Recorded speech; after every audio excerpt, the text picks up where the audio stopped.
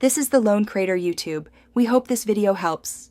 In this video, I will explain how to safely tow a Subaru Outback using an easy method. Subaru Outbacks feature an all-wheel drive system, which means special precautions are necessary when towing.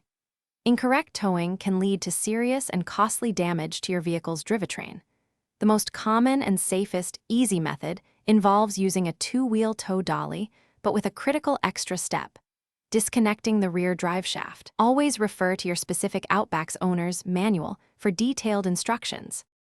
The crucial step for towing an all-wheel drive Outback on a dolly is disconnecting the rear drive shaft. First, safely get under your vehicle and locate the drive shaft where it connects to the rear differential. You will need to remove the four 12mm bolts that hold it in place.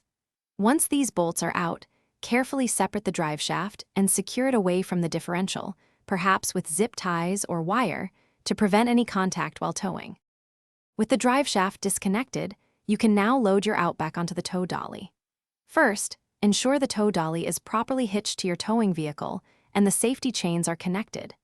Extend the dolly's ramps and carefully drive the front wheels of your Subaru Outback onto them until they rest securely in the dolly's cradles.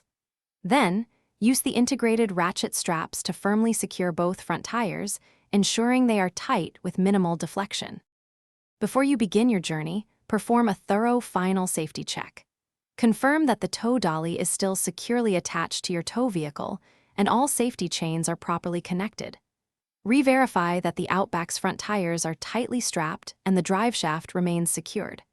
When driving, maintain reduced speeds, typically under 65 miles per hour, and allow significantly more braking distance. Periodically stop to inspect the entire towing setup for any loosening or issues. Thanks for watching. Consider subscribing if we helped you.